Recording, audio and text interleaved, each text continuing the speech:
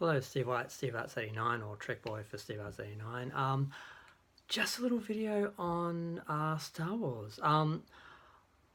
I was outraged recently by Kathleen Kennedy's interview where she basically said that Star Wars had no source material, that they basically were these troopers who were just fighting the good fight, coming up with a film for fans when there was just nothing to go from, when there was an entire extended universe of comics and novels and George Lucas's treatments for the trilogy itself that they abandoned. And just that blatant lie, that disrespect for people's intelligence who know these things exist, and the gaslighting of, oh, no, nothing exists. We're just making it all up. We just had to come up with something for the fans because no, you wanted to make money, and you thought rebooting the franchise would make more money, and not using any of the original characters or extended universe or George's scripts would meant you wouldn't have to give anyone else money for licensing. So that was your motivation. That was what that was about. And I just find it so sad because my understanding, so I'm not a big Star Wars fan. I've just been researching a bit lately since a lot of the Last Jedi drama sort of came up and people were talking about it, and I started to get interested in the politics of Star Wars. And what I found out was that, and this is probably old news for a lot of people, but whatever, it's interesting to me. That's why I make videos, just to talk about things that I find interesting, not because I think they're going to, whatever. But basically, George Lucas, who'd worked with her in the past, she worked with Spielberg going way back into the 80s. She's a producer. She's been around forever. She knows what she's doing on the producing side, but she's not a creative. She doesn't actually create anything character, story, theme, franchise-wise. She just is a good producer, and she may be the best, but she's not a creative. And she worked with George, and when he was going to sell Star Wars, he wanted her to stay, be in charge of Lucasfilm, because he believed she would continue on his stories and do justice to where he wanted to take Star Wars. And then as soon as George was gone, whoever was in charge of Disney, she just said yes sir, and just did whatever they wanted and just threw George to the wolves and abandoned everything. And what shocked me was, as a Star Trek fan, I was always a bit jealous of Star Wars because they had less content, but everything that was done was canon and it all worked, and you could watch the Ewoks and watch the Endor Battle for Endor movie, and you could watch the Droids cartoon, and you could read the comics and read the novels, and they all fit into the Star Wars universe properly. They were all canon. Whereas Star Trek, none of it was canon because it was all done independently, because Star Trek was like the grassroots fan thing. They just built Star Trek as fans, and then the studio stepped in later and started making Star Trek again. And they didn't canonize anything because it was just all done independently, as opposed to where Star Wars, George was overlooking it all as it was all licensed.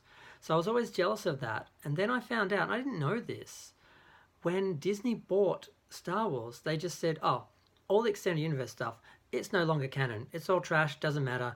Just what we produce now is canon. And all the novels and comics and cartoons that you've invested 40 years in as fans means nothing now. It's just trash. It's nothing. We don't have, just ignore it. And we're not going to use any of it for the films or anything. We're going to do our own thing, and that's real Star Wars. I didn't know that had happened.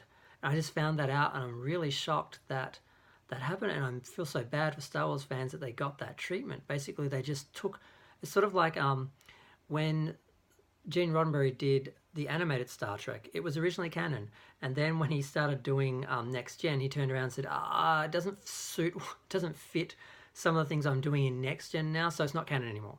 And because he's the creator, Gene Roddenberry, a lot of people say it doesn't matter, it's not canon. He says so, and I'm like, yeah, it's kind of canon just because he turned around later, and you can't really do that. He kind of got away with it because it's animated and all the other Star Treks were live action. But yeah, I don't know why my computer's making noises, but I didn't like that. I consider it canon, and parts of it have been canonized in live action Star Trek and in Enterprise and things, and the remastered Star Trek and Discovery, but that's not canon either because of licensing issues. And I realised the same thing has happened to Star Trek that's happened to Star Wars, that's happened to Star Trek.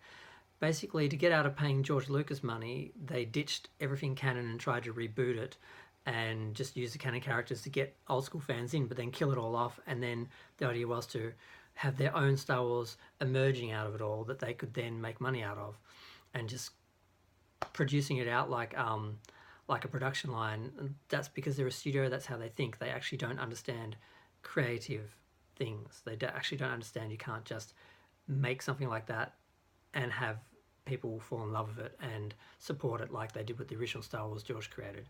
And with Star Trek, it was similar, where they split the rights up between TV and film, and then film wanted it, so TV had to license it, but they had a non-compete clause. So then when TV wanted to do TV for streaming, they couldn't do it because the films still had license to it, so they had to do like a third license, which basically made it this watered down version of Star Trek that couldn't look or act like Star Trek, but still was called Star Trek for licensing and to try and get fans. And they lied to the fans and said it was canon, so because they wanted the old school fans to watch, but they wanted new fans who just like science fiction and didn't like Star Trek to watch, because they're trying to make it for everyone, so they made it for no one.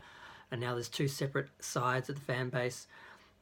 The original fans who loved it, and the new fans who never liked Star Trek but liked the new show and like general science fiction, who say Star Trek sucks, but they call themselves Star Trek fans. And the real Star Trek fans will, it's just this ugly thing. And the same thing now has happened with Star Wars, where they have created this new Star Wars, and you have the new Star Wars fans saying, old Star Wars sucks.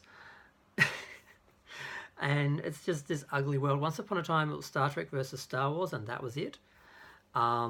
And they're very different things. So you could always say, well, Star Trek's a TV series, it's an ongoing story, exploration, the human condition.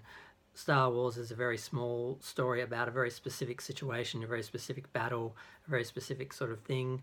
And it's great, but it's sort of limited to that sort of realm, whereas Star Trek was this ongoing, diverse, but more sort of diluted sort of thing. So you can never really argue them directly against each other, because even if you compared the films, Star Trek was more of a TV series, blah, blah, blah. So that was what we had in the 70s and 80s and 90s. That was the big debate.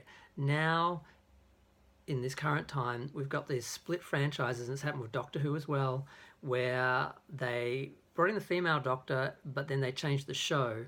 So people didn't like the show, and they all got called sexist because supposedly they didn't like the Doctor because she was female, not because of how the stories went, and the fact there was no aliens anymore, and it was all just politics and Rosa Parks and stuff like that, which are important stories, but they're not really Doctor Who.